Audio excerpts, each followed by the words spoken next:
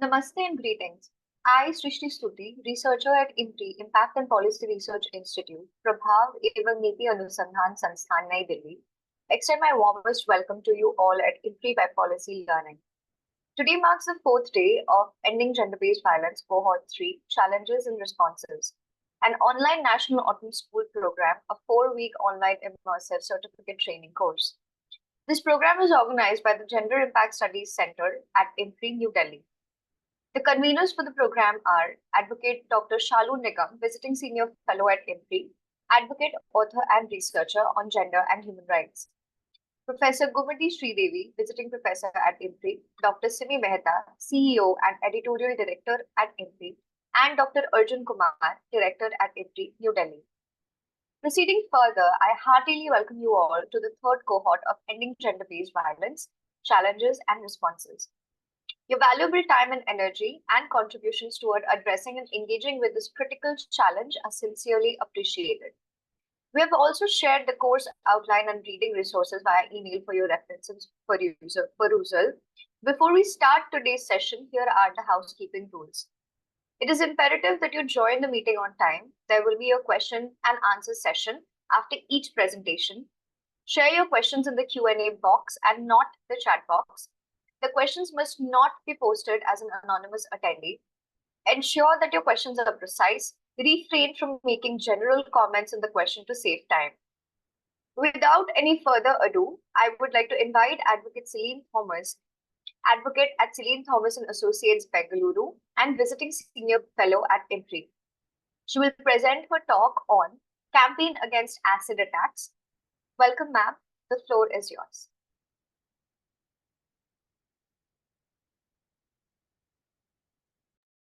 Good evening to everyone. I would like to start my presentation. I'll be sharing my screen. Just give me a minute.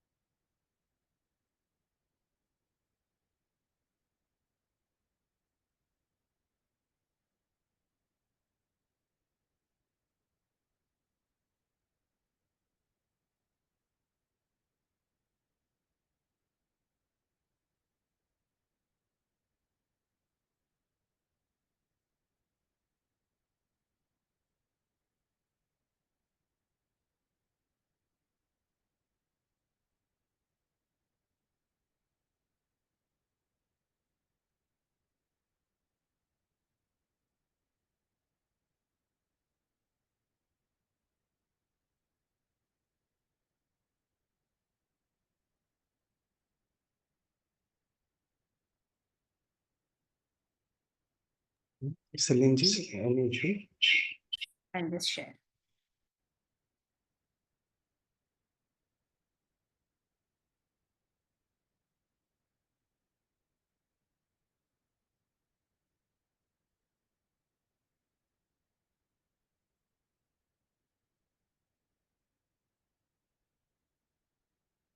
Good evening, everyone.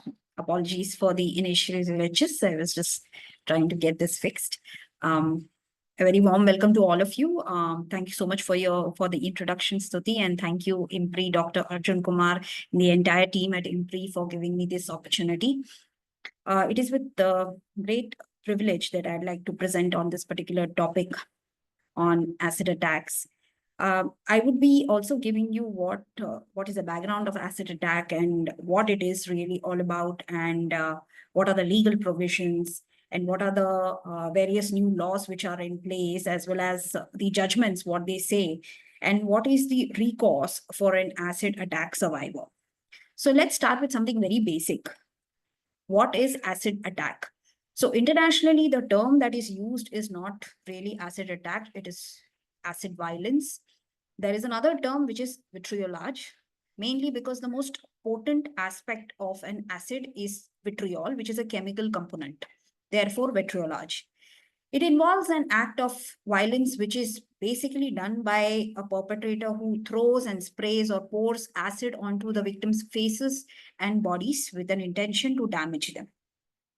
This is a form of a gender-based violence, in short known as GBV, that reflects and perpetuates the inequality of women in society. So you will primarily see, and I'll show you the data also, that this is prevalent in those areas in the world and as well as in our country, where you will see and you have experienced gender discrimination and inequality in the society. When I say inequality, it is mainly because women probably do not have an agency to express their willingness and take decisions for themselves. Primarily simple decision, but a major decision in their life, which is with respect to whom they would like to get married to. It affects women disproportionately. The reason I've added this point is because victims of acid attacks are not always just women. There are others too who are belonging to different genders who are also victims. But what we have typically seen is that maximum data shows that it is the women who are attacked. But it affects them disproportionately, mainly because it is a gender-based violence trying to subjugate them and trying to put them in their place as per the perpetrators. It's a form of discrimination prohibited by CEDAW. India has ratified CEDAW on the July 9th, 1993.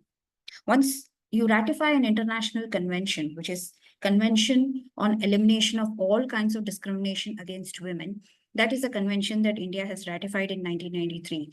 Once you ratify an international convention, you are obligated to bring about changes in the municipal laws of your nation. So India has brought about a lot of changes in their legal provisions over a period of time. However, most of the significant ones have happened since 2003 when the criminal amendment took place to the CRPC.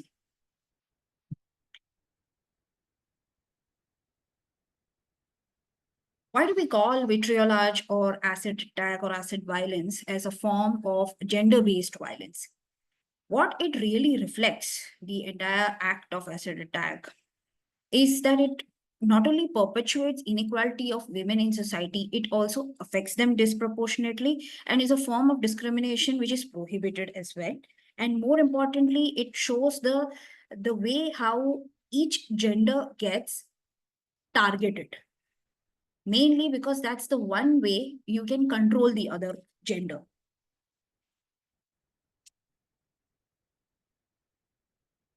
Violence prevails mainly because there is gender inequality. So one of the indicators to understand gender-based violence or any kind of inequality in the society or discrimination against a particular gender, you need to see the crime data and the statistics in that country. If you see the NCRB data, which I will be showing to all of you shortly, you will understand that yes, there is gender inequality and there is discrimination. Though we use words like these terminologies, but primarily what they are reflecting is that when you have gender inequality and discrimination, you have crimes against women being perpetuated. Because the psychology and the mindset of the people in that particular country reflects this, is a reflection of that, and therefore the crime also perpetuates. Another reason why acid attack prevails is because of the easy availability of acid. There was an interesting study that I have read. It is an old report. It was published in 2012. Nevertheless, it's very prevalent and very relevant even today. It was a study done on 3 different countries, India being one of them, the other 2 being Bangladesh and Cambodia. And I'll be sharing some of their interesting insights of that particular research. One of the things that that study highlighted was the easy availability of acid. And since this particular research was published in 2012, back then India and Cambodia had no legal provisions in place or any kind of clamping in place to ensure that acid is not so easily available. However, the study showed that Bangladesh, which compared to India and Cambodia had higher incidences and reports of acid attacks, it had taken some proactive measures to ensure that acid is not so easily available. Now, acid is something that gets used primarily for industrial purposes. which means the onus falls primarily on the industries and companies which are manufacturing it to ensure that it is not so easily sold and easily available and accessible to people. Bangladesh has managed to make those kind of laws in place, making the companies and industries accountable with respect to the sale, the quantity of sale, and how it gets released out for various public and private purposes. So the study showed that because the laws in that country changed, in Bangladesh changed, it put greater accountability on the companies and industries.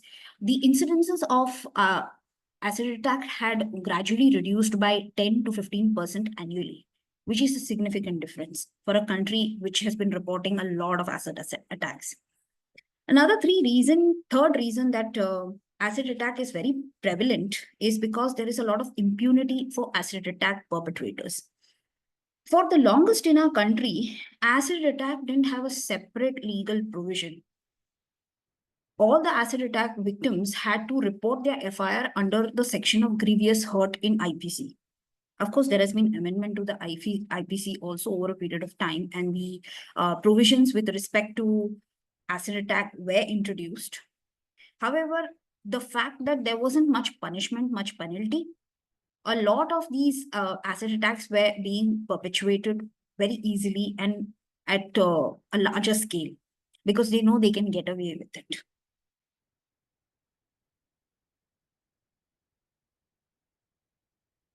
Why does an acid attack happen? A significant portions of acid attack in India and Bangladesh occur when a woman exercises her decision-making power by rejecting a suitor's marriage or love proposal. The most famous one is that of Lakshmi, who has transformed her life after the acid attack that she suffered. She was a minor, mind you, when that incident happened to her. She rejected someone's proposal. The person whose proposal that she rejected happened to be her friend, but he was much older to her and she happened to be a minor who was only 15 years old. Nevertheless, when she was standing in a public space, the suitor, the prospective suitor who proposed her, and his would-be sister-in-law, they rode a bike around, just went past through her and dropped acid on her. What followed after that was what revealed what was really the situation of acid attack survivors in our country. There was a lot that was going wrong in the entire way how the case was being handled. But the most important thing that came out was that outcome of this case was when they filed a petition in the Supreme Court seeking a lot more than just justice for Lakshmi. They asked for severe penalty because earlier it was just about 1 year of punishment and the person is scot-free. They can go back to their old ways of being with no reformation at all. This particular case law ensured, which is Lakshmi Minor versus Union of India, and I'll be sharing with all of you in the chat box, that the penalty was increased from 1 year to 10 years, which means a specific provision was introduced, which is in IPC section 326A. A is a capital A, which talks about voluntary attack through acid. And then section 326B of IPC, which talks about attempt to do an acid attack on a person. With respect to section 326A of IPC, the punishment is 10 years and up to life imprisonment. So it won't be less than 10 years in any case, if at all the crime is proven. And there is also a fine. In addition to that, Supreme Court in 2014, as an amendment to particular decision that they made, they said that with respect to the enforcement of the order that they made into the petition that was filed by Lakshmi Minor through her father as a PIL in Supreme Court, which asked for a higher penalty, the Supreme Court said that it is important to increase it to life imprisonment as well. And also it requires that there be certain systems in place to ensure that women get at least 3 lakhs of compensation. All the acid attack survivors get 3 lakhs of compensation so that it takes care of their medical expenses and also helps them to gain access to any kind of counseling, therapy, psychiatric support that they might need, because that is one of the outcomes of an acid attack. What happens in an acid attack is very disturbing and very insidious, mainly because it not only just disfigures the person, it also takes away sometimes the ability of sight and hearing, because that's the extent of the damage that an acid can do. And also it requires series of expensive surgeries, and it's not just expensive surgery, but they are very painful surgeries, and they can go on for months to up to years, depending on to what extent the acid has damaged the body and the skin of that particular survivor. A lot of times, the kind of prompt action that needs to be taken when a person gets attacked with acid is where a lot of injury happens. With respect to Lakshmi, that's what happened. A very concentrated form of acid was poured on her body. Some of the bystanders tried to dilute the acid on her body by pouring water, but unfortunately, that led to the highly concentrated form of acid to travel further down in her body, damaging her all the more, and not just her face. And what happens is that not many people are prepared or aware of what needs to be done, the first aid that needs to be administered to a patient or a survivor of acid attack. Another thing is, earlier, the hospitals would reject a lot of women who had survived acid attacks, saying that this is a police case. First, register a police case, then we will take care of we will ensure that medical care is provided to the patient. But that severely, not only attacks the rights of the acid attack survivor, but also jeopardizes her life. Because that's the kind of help that that person needs, the survivor needs, is active and proactive medical care and immediate medical care and immediate medical attention at that point, so that the pain that a person suffers when acid penetrates through their skin and enters their flesh, it can even damage their bone and a lot of other organs within their body if there is any delay in getting treatment. But what we also understand in this particular case law of Lakshmi Minor versus Union of India is that the Supreme Court made it very clear that it is important that nobody can deny medical care and attention, whether it is a public hospital or a private hospital, to an acid attack survivor.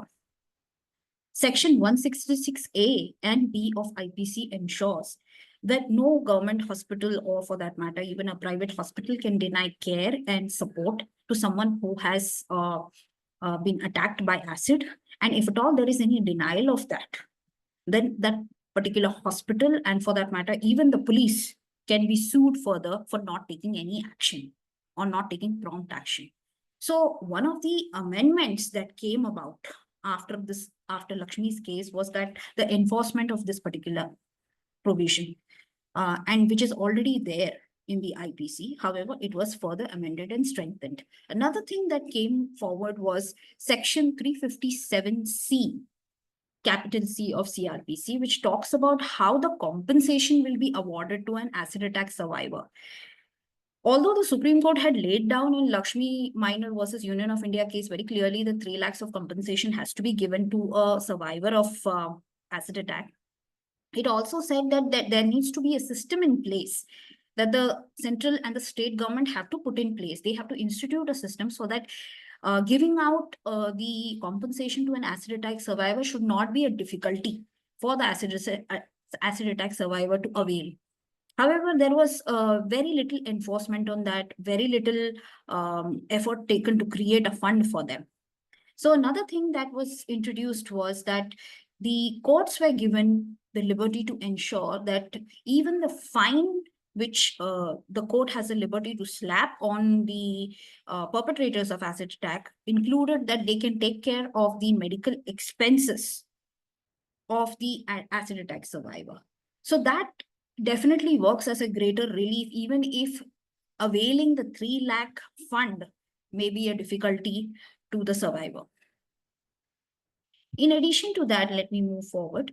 Acid attackers aim for a woman's face in an attempt to destroy what many members of the society consider to be one of her most important assets, her beauty. There is the reason I find this entire act of acid attack incredibly insidious is because it completely impedes and distorts the idea of a woman. I mean, a woman as a gender, she has no other function except her beauty. So you take that away from her, and then she's fit for doing nothing. So there is a lot of chauvinism and misogyny that this particular thought process reflects.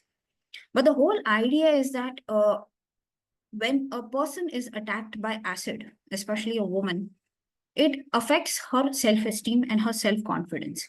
Needless to say, that definitely puts her into a lot of physical pain and mental pain and agony that will stay with her for a very long time until she finds the kind of support that she needs to. A success story like Lakshmi is a very rare one. There was a movie made on her name as well by the name Shapak that we know about.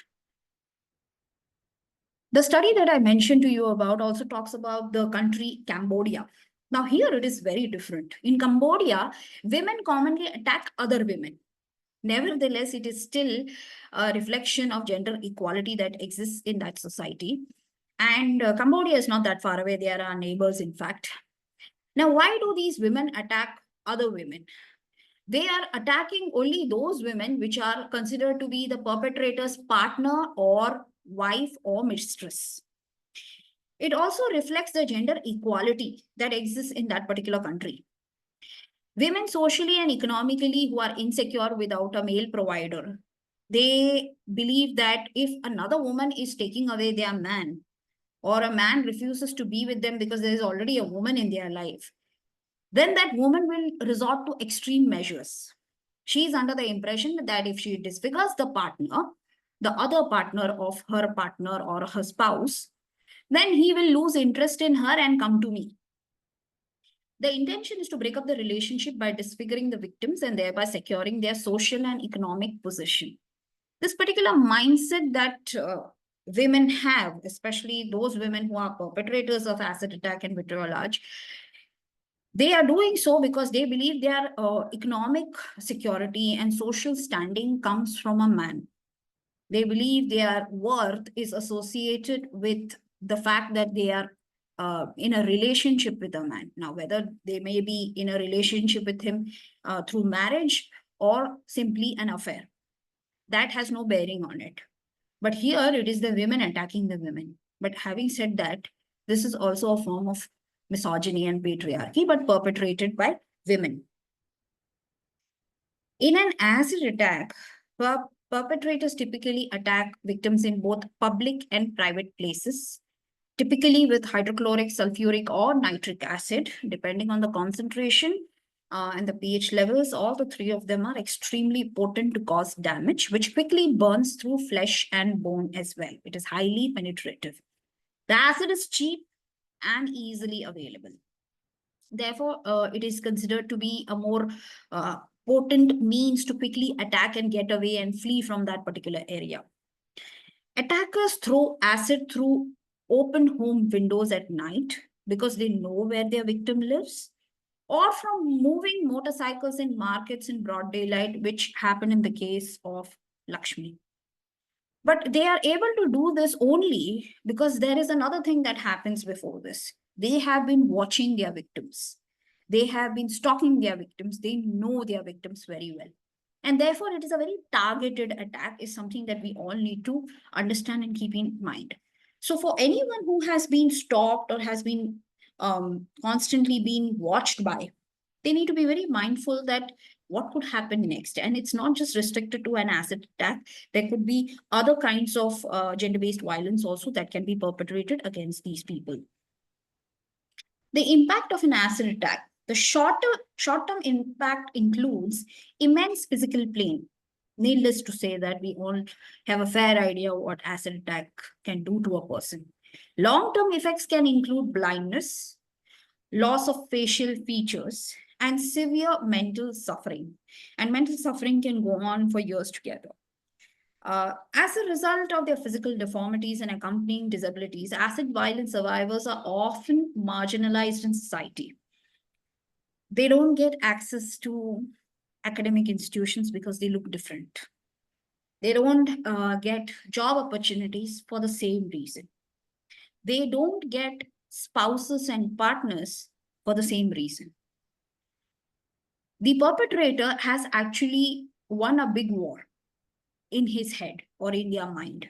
But mainly they wanted to ensure, because she said no to us, everybody in the world should say no to her. So they just wanted to give her a taste of what they have experienced for a short while the survivor suffers it and endures it for the rest of her life. This is a deep-seated misogyny that is there in the mindsets of the perpetrators, wherein they simply cannot accept the rejection and they want the other person to suffer. Now let's look at some statistics. This is a very interesting world map that I came across while doing my research. Now, if you see this map, all the areas which are in gray, there have been no reports of acid attack in the year 2024. Now, we are not at the end of the year 2024. So all the data and statistics which is reflecting in this particular map is of the latest statistics that that particular country has published in their website, in their respective national websites. Now over here, the highest incidence, as you can see, is in the, as per the legend, it will be the blue colored one. So if you can see right in the center of the map, the blue colored country there is United Kingdom, which has the highest incidence reported of acid attack. Thereafter, you will see other countries as well. You will see India also, Bangladesh and Pakistan also. You will see that even Cambodia and Vietnam also are shown in light green shades. Although the number of incidences are less, however, I will show you some more data and statistics that shows that they have been steadily increasing. So that is a disturbing trend and something needs to be done about it. And perhaps we need to understand what are the underlying causes for that as well. In Lakshmi Minor versus Union of India, the Supreme Court also said that there needs to be guidelines in place to ensure that the companies and industries follow a certain set format and some sort of a policy to ensure that acid is not so easily available and accessible to others. However, how the measures are working, whether there is an accountability body in place, is something that needs to be questioned and understood.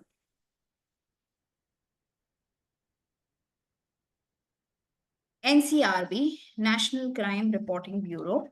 Okay, so over here, we have got data of the last 3 years. The latest report is of the year 2022. The highest incidences of acid attacks have been reported in the year 2022 itself, which is 202 cases. And in the year 2021, it was 176. And in 2020, it was 182, which means in 2021, the number of incidences came down. A lot of it has to do with perhaps COVID, because COVID was in its second or last phase.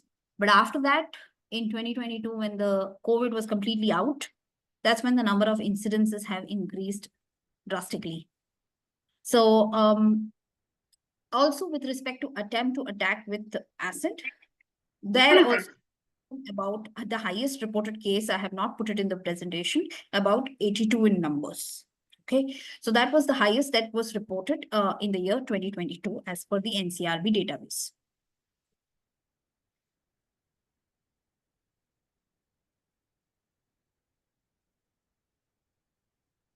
The legal provisions. Now, although we have the IPC is still in force, but it will be there only for another 10 years with respect to the ongoing cases. But right now, what is in force since the year 2023, the act was BNS. BNS came, although the presidential assent was given for Bharatiya Nyaya Sanhita, which is replacing the IPC. In the year 2023. However, the enforcement as per the central government guidelines happened this year in July 2024.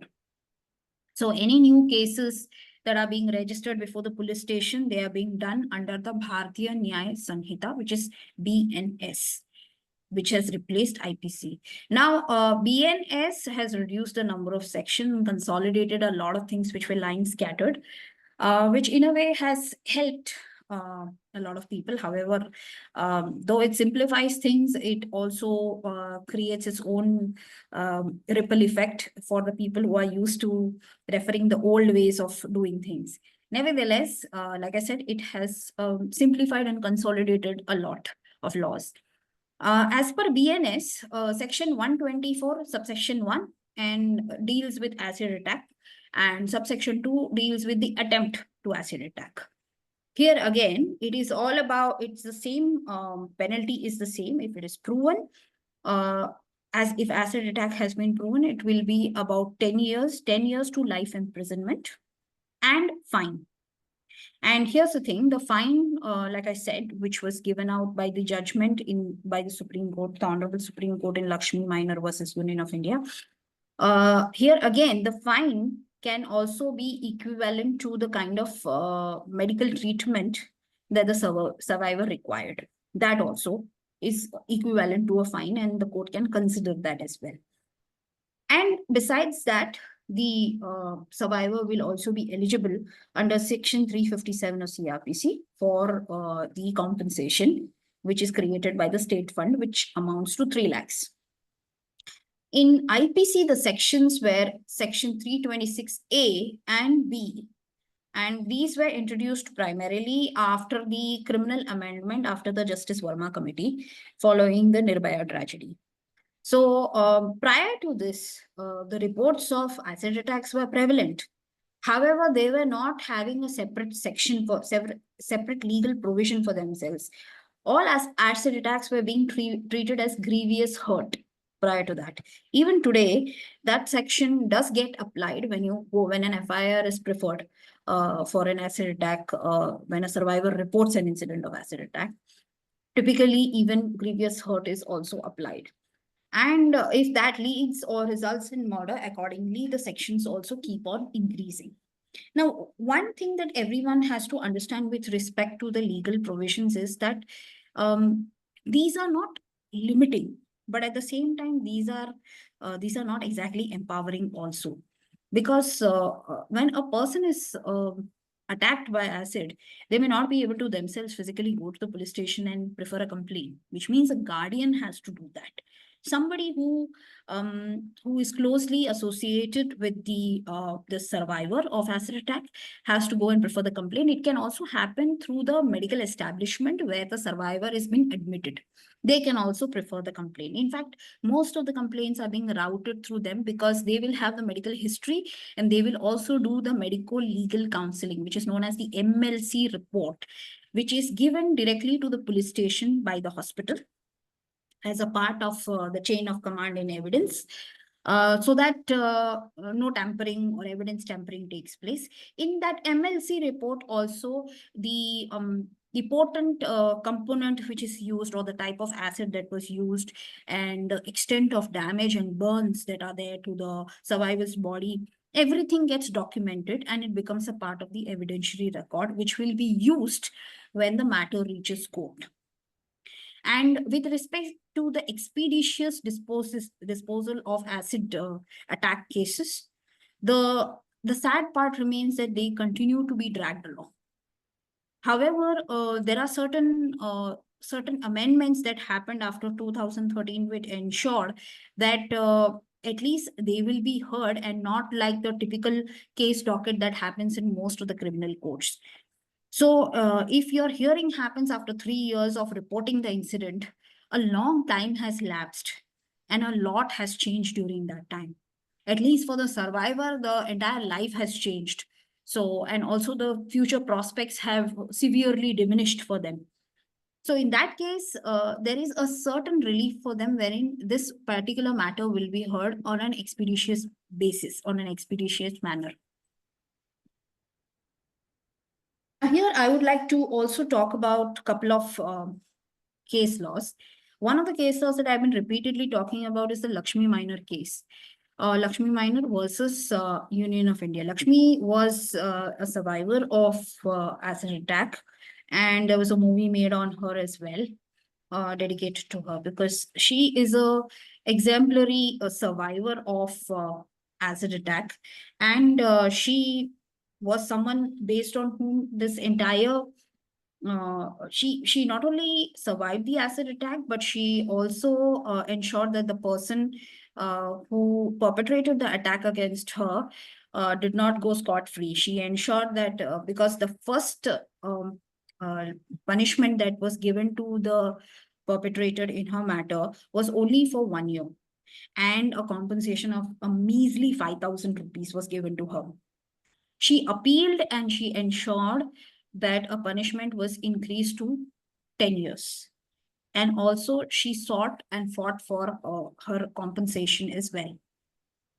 And not only just that, through her father, she filed the public interest litigation in the Supreme Court, which is what is the infamous case, and ensuring that not only just her, but several other survivors of acid attack get some sort of relief in terms of ensuring that guidelines are given out to the state and central government to ensure that a disbursement of 3 lakhs happens to every acid attack survivor. And also the punishment is something that that increases not only just at a particular state level, but throughout the country. And what happened after 2013, when the criminal amendment took place of CRPC, is that all of these were solidified, because there were, it was ensured that this particular crime is non-compoundable. When we talk about a crime being non-compoundable, it is because in IPC, there are certain crimes which are compoundable. You can reduce the sentencing. If at all the person, for instance, in a case of fraud, you can reduce the sentencing. You can in fact do away with the fine and penalty also, provided the person who's been accused of fraud ensures that the complainant gets their money back, or whatever is the fraud done is undone. Okay, and the person, the victim or the complainant has been brought back to its original state. So in such cases, compounding of offenses is possible, provided it is brought to the attention of the court. But in cases like acid attack, compounding is not possible, for the simplest reason because it completely alters the life and lifestyle of the acid attack survivor.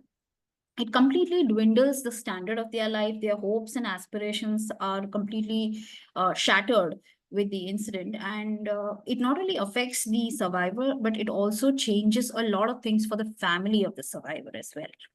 So it damages the entire family structure and makes it very difficult for them to move ahead in life.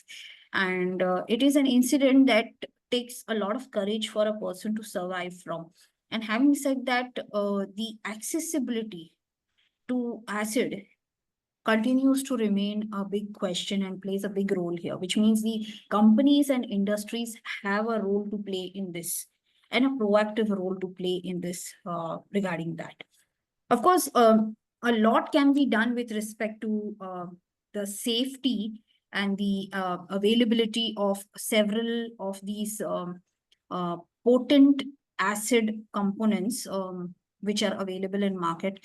What happens is that all of these can be created at home as well. So if the components which create the acids which makes them very potent, which I mentioned earlier, which is vitriol, if a person with a small chemistry background, and all the videos are available on YouTube nowadays, everything is accessible, all information is out there, they can make it at home as well. So if a person is determined to make acid at home, there is no end to the kind of weapons that can be made at home as well. There's a lot of things are available online, thanks to the information technology, which has its own benefits. What happens is that even the chemicals which create the vitriol, which is the most potent part of the acid, if there is some sort of a regulation for that and some accountability given to all those manufacturers and sellers of these chemicals, then a lot of change can take place with respect to the criminal statistics of our country, reflecting the acid attacks that happen. A law works in a very reactive manner. It comes into force only when the crime has actually taken place. But the expectation of legal provisions and the penalties and fines which are attached to these legal provisions is that they'll have a deterrent impact on the future, or any other future prospective perpetrators, to ensure that it acts as a deterrent. However, there are more social causes that somehow instigate people or provoke people to take such extreme measures against women. So we have to address the social fabric as well in our country, so that the mindsets, the ideas, the values, and the belief system of people are also questioned. The idea is not to challenge them, but to question them, because certain kinds of stereotypism have to change. They need to change now. It's high time. And if a person tries to say no, it should not attract any kind of extreme form of reaction like this. Acid attack is not the only gender-based violence that takes place. There is sexual harassment, there is molestation, rape, even murder in certain cases that takes place. And these are all forms of violence which are meant to subjugate and put women in their place.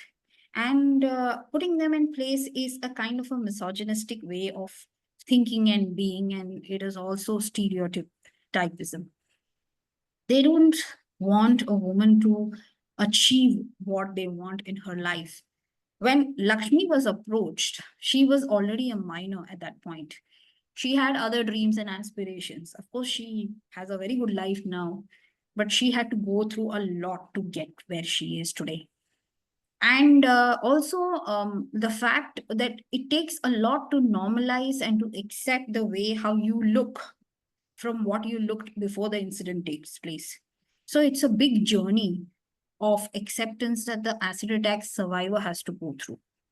There are multiple ways that people can approach this particular topic, this particular crime that takes place, and try to understand how we can individually contribute to ensure that this does not happen again.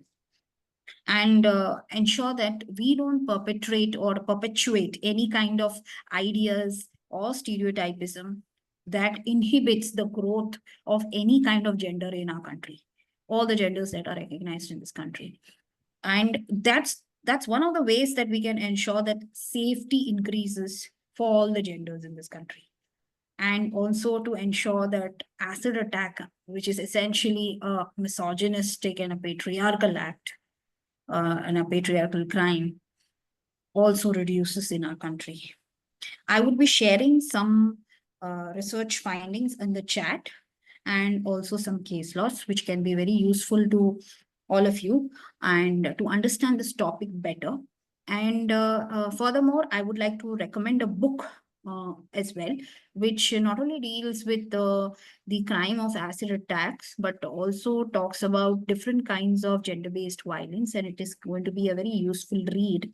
If you can source it online, or if you can purchase it from any bookstore, it will be useful for you, because the publication is of 2023, which means it has got the latest findings and case laws on that, as well as case studies. So it will be very useful for everyone who's interested in this particular course as well, with respect to the other topics also which are covered. I'll be sharing them, and in the meanwhile, I'm open to taking all kinds of questions with respect to our topic.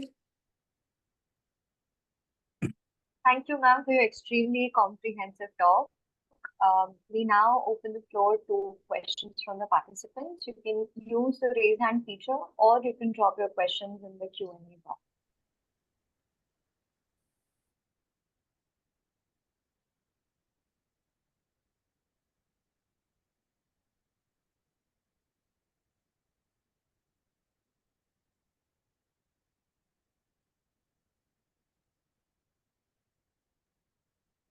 Okay, so we have the first question from Mr. Arun. You can please go ahead.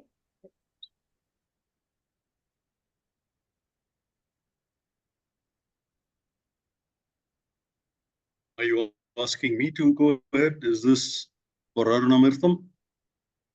Okay, I hope you can hear me.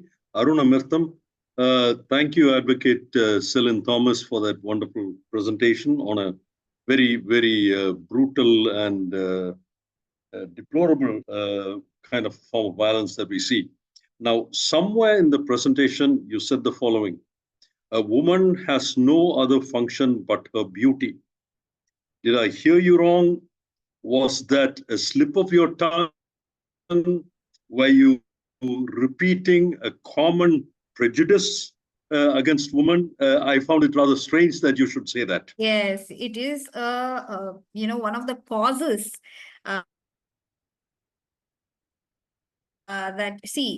this is the mindset of the perpetrator, which has been captured in one of the research studies. Okay, and I've shared that also with you, which captures the research which was done in 3 different countries in Southeast Asia: India, Bangladesh, and Cambodia. So with respect to India and Bangladesh, this was the stereotypism that was captured, that they want to, they feel that women have only one function, and all their self-esteem, self-worth, dignity comes from the fact that they look a certain way, which is their physical appeal, which is their beauty. So that particular research was talking that if the perpetrator believes the mindset and the stereotypism in these 2 countries, specifically Bangladesh and India, is that women have only that particular function, and if you attack that, they'll suddenly feel that they have no other function in this world, and so the attack is not only just disfiguring them, but it is also breaking down their confidence and their self-esteem. So the perpetrator feels that they have won, by attacking the physical beauty of the particular survivor. Yeah. If I may, a follow-up question. Yes, sir. Is it primarily related to rejection? So is it an ego-related violence? And does that tie up with male egos in the countries you mentioned, Bangladesh, India, Cambodia? Is there any study regarding? No, why only these countries? Because that's a study that has been published, sir. So I was studying more with respect to this particular Southeast Asia itself, so that we can, it will be more focused when I share the findings with you. Now, with respect to, I have already shared that particular study. It is there in the chat. Okay. It is a study done by a law university, Cornell Law University as well, and 2-3 other organizations. And it is the second file that I have shared. In that, with respect to India and Bangladesh, they have spoken about what we have discussed in your first question, what I have answered. And with respect to Cambodia, it is about the women attacking the women. That is what was the difference in the study with respect to these 3 countries. So the aspect of rejection, sorry, I'd just like to finish what I have to say. It's primarily the fact in India and Bangladesh, the trend has been with respect to rejection. And a woman trying to take a decision for herself, that she may not want to have this particular suitor, but she may want to have another suitor, or she may want to pursue a career, or she may want to pursue higher education, instead of marrying a particular person. Thank you for that. I do not see the documents you mentioned in the chat box. I don't know whether it is only for me or whether others are missing it too. Okay. I don't see any attachment. Hold on, I will share it again. Yeah. Ma'am, you will need to change the 2 portions. Oh, yeah. I think only the host. I apologize. It has gone only to the host and panelists, not to the participants. So I will just reshare them again. Okay. Thank you. Yeah.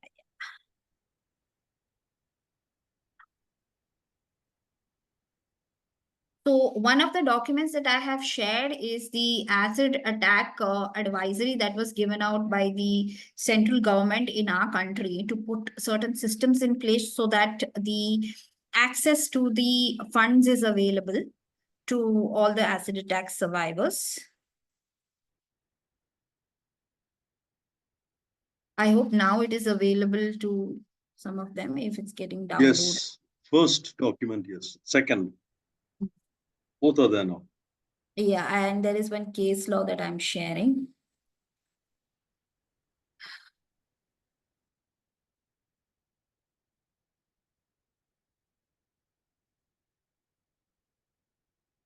Are all three of them visible?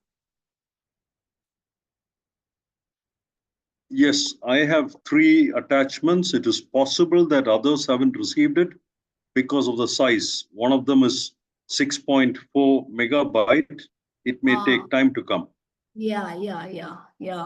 That's the study done in 3 different countries: India, Bangladesh, and Cambodia. And there's another thing also. I will share the NCRB database for 2022 also, so that it is the volume 1 deals with all the crime that has taken place in India in the year 2022, whatever has been recorded. Now, the interesting thing about acid attacks is, like several other crimes against women, even acid attacks go unreported. That is also another thing which is there. You know, the family of the acid attack survivor might feel a lot of pressure and fear to not report that particular crime, you know. So, and also not only just pressure and fear, but also shame. And they may not allow that particular person to even step out of the house if that person has survived the attack. So those things are also there. Stuti, one of the participants, I'm guessing her name is Garima, she is requesting to share these documents through email or Drive. Would you be able to do that? Yes, ma'am. We will be sharing the reading resources after the session is over. Yeah, okay. If Yeah. you have provided the documents to us already, then I can email it to you, but like I said, some of the files are quite big. Okay. Let me see how I can send it to you. Okay. Then you can do that. email will work. Email should work. Okay, I will try to do that because the file size is quite big. That's why I'm a little concerned about that. The book that I mentioned about, a gender-based violence, a comprehensive guide.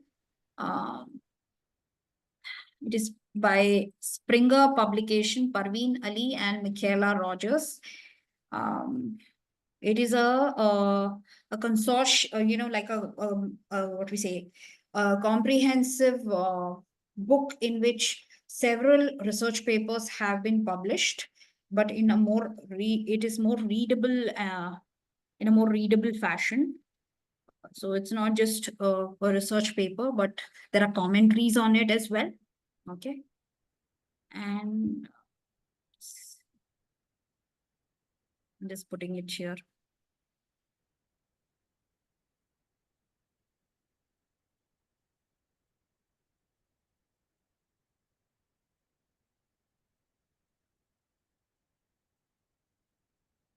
The publication. Okay. So this is a book that you can source online. I would recommend you to read the abstract. If you find that relevant, then you can go ahead and buy this book. It is very useful for anyone who wants to understand gender-based violence and the various kinds of violence that are prevalent, not only just in India, but throughout the world. And how the mindsets of those local people and the stereotypism that is there in that particular country, in that particular culture, that perpetuates different kinds of gender-based violence. Like, for example, acid-based violence that I spoke about in Cambodia, the trigger is different, while in India and Bangladesh, it's different.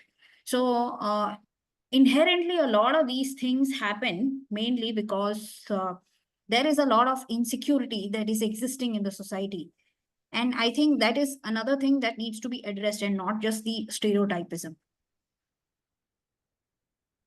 Is there any other question that we can take up? We still have 5 minutes, right? What is this link that you have shared? It's the link of the book that you recommend. Now it's open access, so I found it. Oh, okay, great. Then it's even better, no? And it's accessible. But it shows a different name. Yeah, honor crimes are also covered in that book. Yeah. The hyperlink name is a bit different, but then I checked it. It's a 621 pages PDF, so it's the same book. The cover page is the one that you have. Okay. Uh,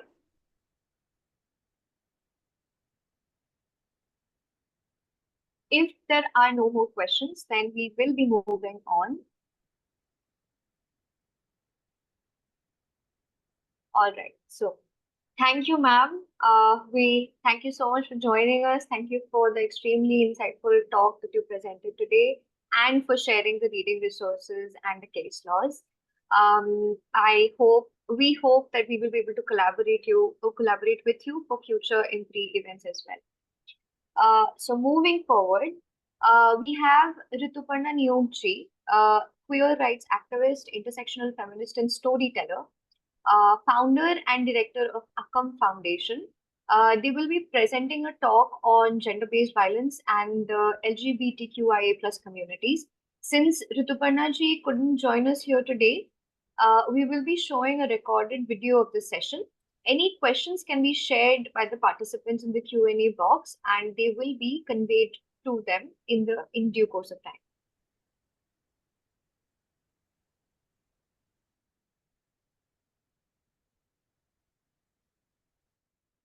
To talk about gender-based violence and the context of LGBTQI community. Again, we have to think from 2-3 aspects. One thing I will definitely say कि सोच के साथ ये होता है and what kind of perspective or what kind of thought process are there behind when we see violence happens against the queer community. I will use the word queer from here now when I will refer to the LGBTQIA plus community. That will make easier for all of us to understand. And when I'm saying queer, I'm using it as an umbrella term. And I'm using for both the sexual minorities and the gender identity like it's trans, intersex, and then the whole sexual orientation spectrum here. So that is one. So why does it happen and in what perspective we look at? That is one thing to look at and understand, and also where it is happening. That is also one thing to think about and reflect about where it is happening. Here, I will not really try to bring a lot of theoretical framework. Maybe the academicians who are here, they will be able to bring it and they will bring more.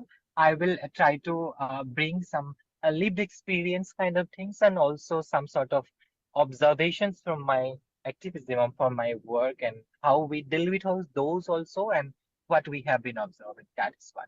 So if we talk about the gender-based violence faced by the queer community and where it happens, then it starts at home. And at the very much when someone take birth, also if I talk about the intersex child, when they throw out the child from home, there it begins. And then when a child, grew up and they are growing and they have started to express their gender expression or maybe anything beyond binary, and then we start to see the violence with non-acceptance. The first is when we not accept, and then we try to suppress their feelings and suppress one's expression, and we say, no, you can't be this, you have to be this.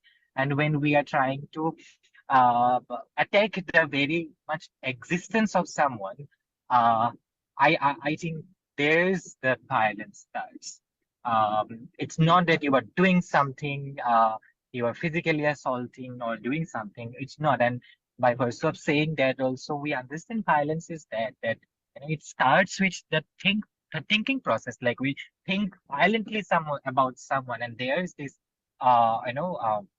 violence starts. Oh, thank you. It feels like I'm speaking someone who shared my photo. So it starts with that. And then when you say something, then violence will occur by verbal abuse, the words and anything. And then what you are doing to someone, the whole system around it, that also the violence. So at home, we see in different ways, in non-accepting, and by telling someone and denying someone's very much existence also, that you are not this. We are not even acknowledging that you are this. So this is where this little bit of distinction we have to make when we talk about gender-based violence in the context of women facing gender-based violence and a queer community facing gender-based violence. That we deny the very much existence or this identity doesn't even count. And then after that, what we have seen, again, we try to forcefully try to put someone into the boxes and try to force a child throughout a process that you have to behave like this, you have to do like this. And then when they are in constant that pressure, that's one kind of violence. And what we have seen in home, and I'm talking about the kind of spaces where we see what kind of violence, and I'm just trying to bring those examples here. So this is one what we see at home. And the next, when they growing up and again in the adolescent maybe, or maybe the youthhood or young stage, we have seen the horrible, especially with female assigned person. And there we have to again look at the intersectionality with the queer umbrella also. A female assigned person is more vulnerable within the queer spectrum. Again, when we talk about gender-based violence. So they are more vulnerable and more exposed to violence because we have seen people and talking about that conversion therapy, which has been using, and I will not really use the word therapy here because therapy, what we use therapy to get healed, therapy so that hum theek rahe, right? So, but here when we forcefully try to impose that whole conversion therapy on someone, just think about that violence happens in someone's body and mind.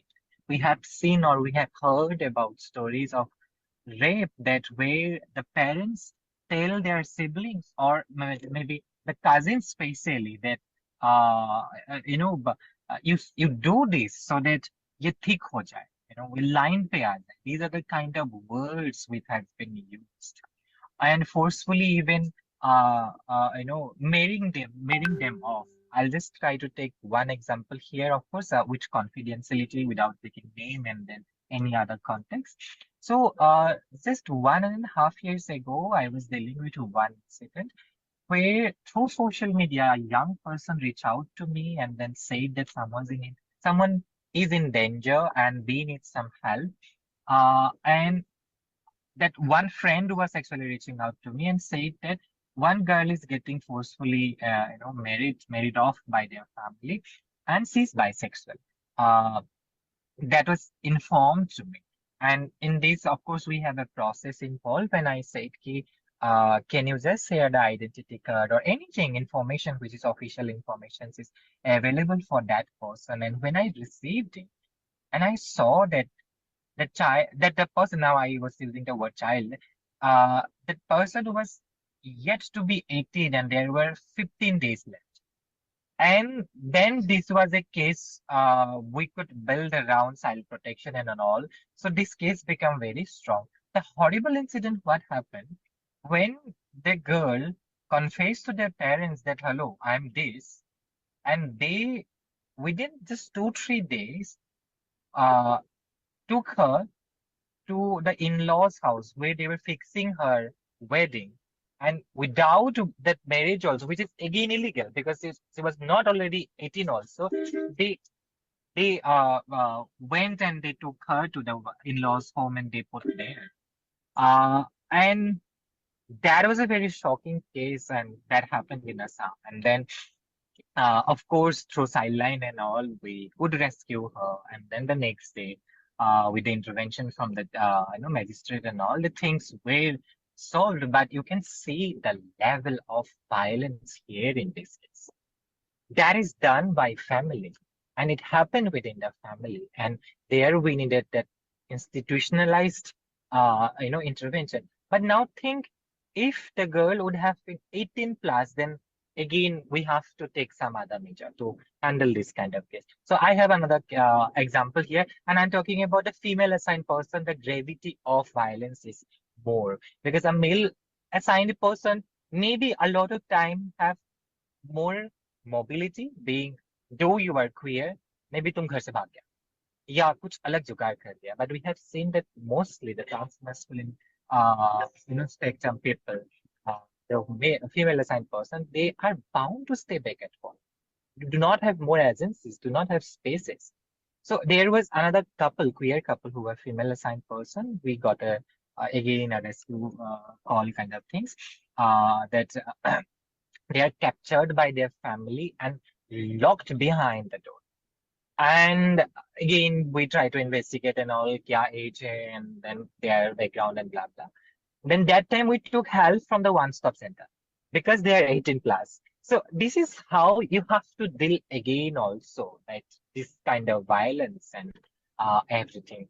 There were a process, there are incidents which is like, again, queer resilience I talk about, like I'm smiling when I'm saying. Another girl I met and she was forcefully trying to marry it off. What she did, she chopped out her hair. तो उसको पता चलेगा कि उसको मार पड़ेगा, तो उसने बोला कि मैं बाल कटवा लिया ताकि मुझे कोई पसंद ना करे. देन वो भाग गया घर से. तो ऐसे बहुत लगातार इंसिडेंट हम घर पे देखते रहते हैं. The another kind of things, the manipulation and all, and what we term again here, that overcompensating as a child to your parents.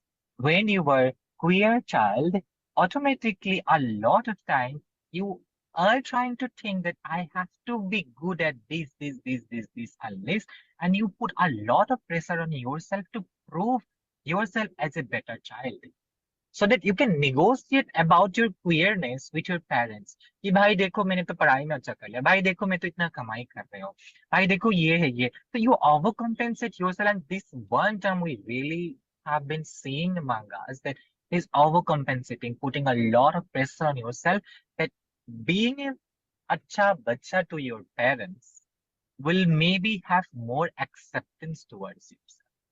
So this is also one sort of violence we see through manipulation and all these things. कि भाई तुमको ये करना पड़ेगा क्योंकि तुम ये हो, तुमको तो हमने ये accept कर लिया, तुम ये करके दिखाओ.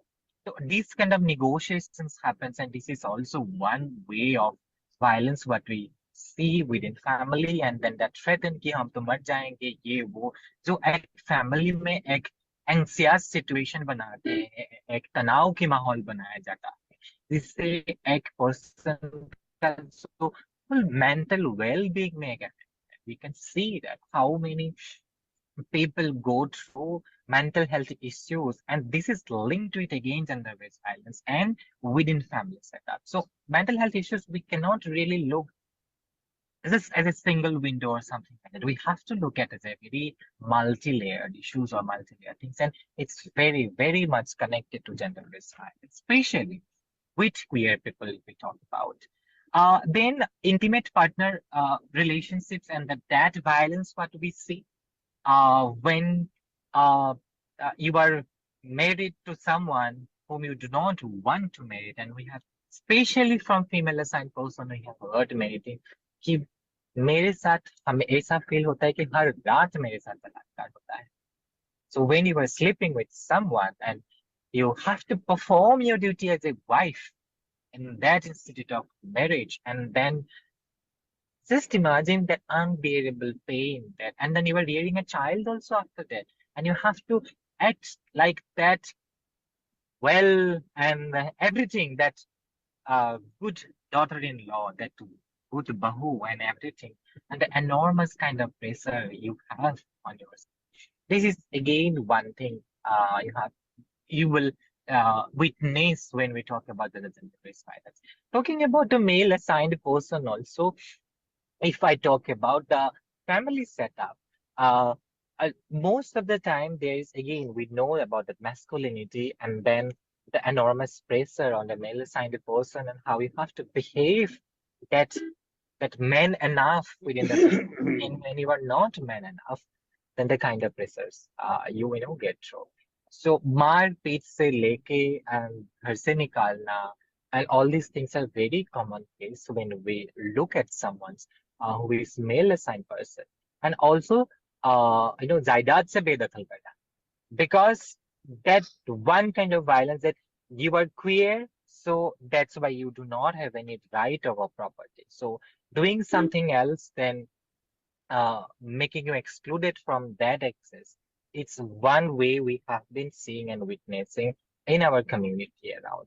So these are some of the examples we can see when we talk about gender-based violence with queer community and the family setup. And then there are many factors, different factors when we talk about it, how different dynamics and the relationship within family works, and with different relationships, different setup within family, and the violence varies also, and also the societal reality in different places, how it works. But most of the time, we have seen a queer person suffers with gender-based violence, extreme level of gender-based violence, and then one subtle way, that's the manipulation, and then the whole things I'm really seeing and pushing into the whole mental health issue again. Now, if I talk about different institutions, again, I will go back to one queer person childhood.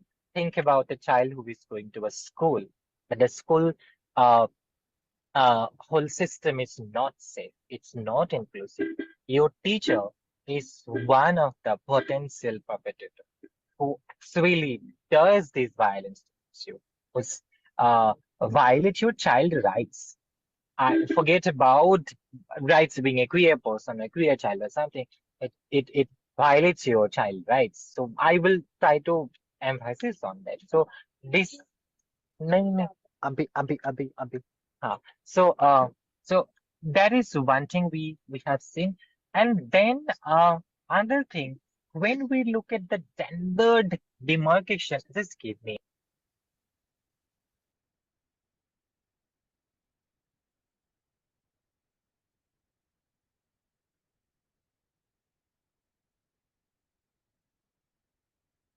Yeah, sorry. So yeah, sorry. Yes. So in school, if I talk about, then the whole system is so gendered. It's so binary.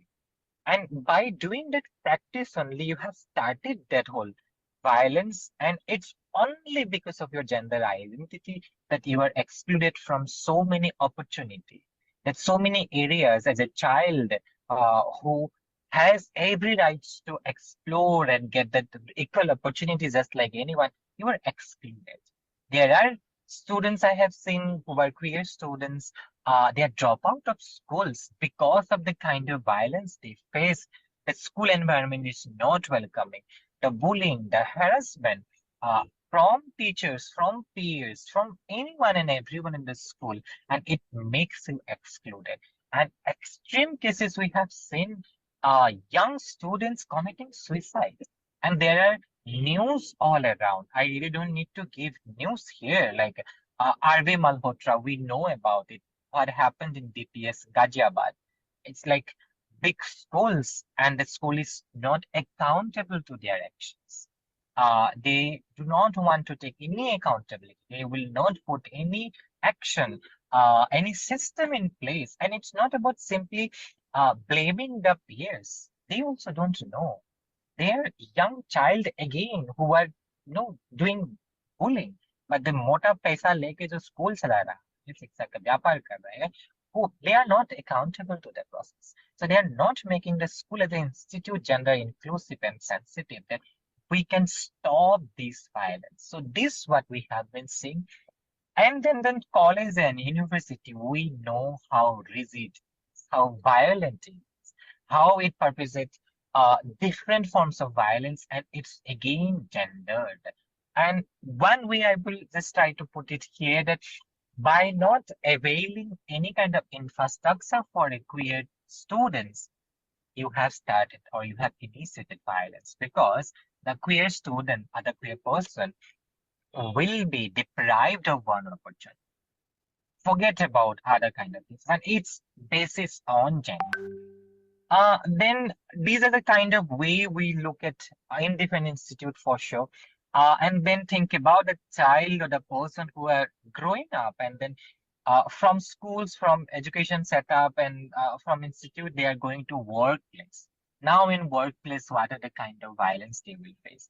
First, you don't have much entry also. And after that, does your policy cover you as a queer person or not? In all sort of HR policies and all, I don't think so. Many workplaces has. No.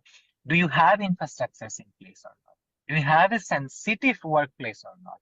If violence, sexual violence, or any sort of violence happens toward a queer person in workplace, how do we address it? Because the existing laws and all, how does it treat? So this scenario we have to think and we have to consider when we talk about gender-based violence and then the queer community.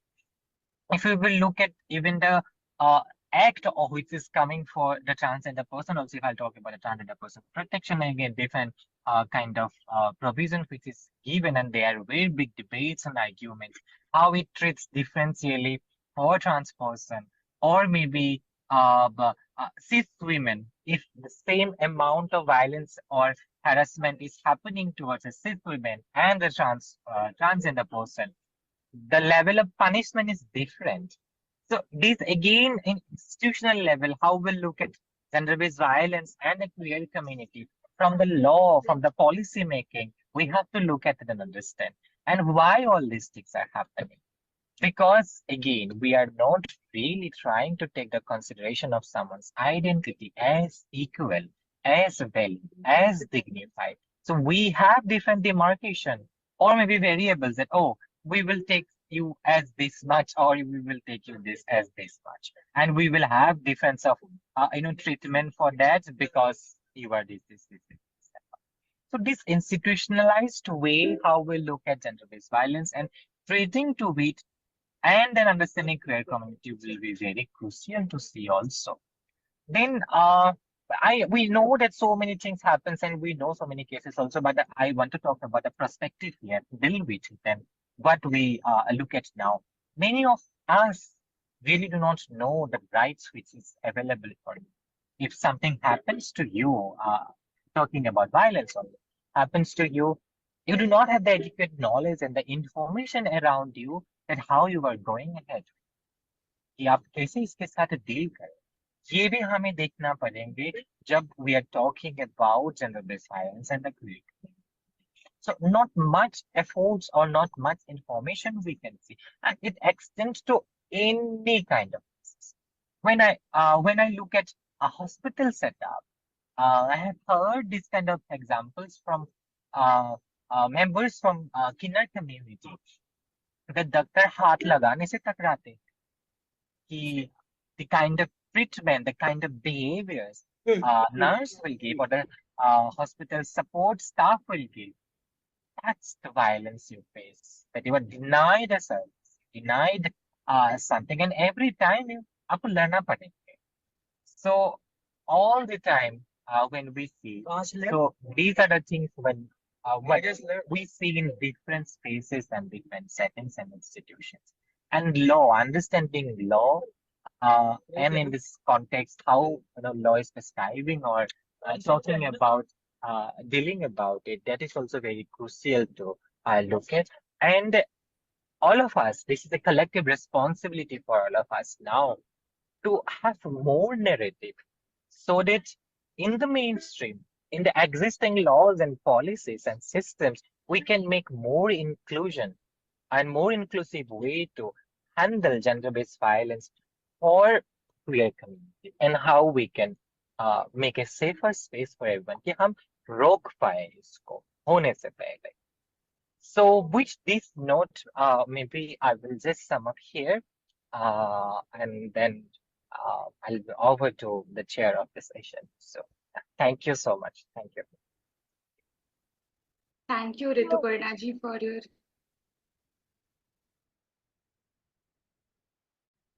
All right, so with that, we come to the end of the session. We would like to thank Rituparna Nyongje for sharing with us such a nuanced take on the many manifestations of GBV on the lives of queer people.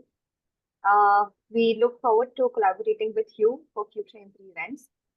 As we come to the end of day 4 of ending gender-based violence, cohort 3, challenges and responses, an online national autumn school program, a 4-week online immersive certificate training course, I, Srishti Stuti, researcher at IMPRI, Impact and Policy Research Institute, New Delhi, would like to propose the formal vote of thanks on behalf of IMPRI, Gender Impact Studies Center, New Delhi.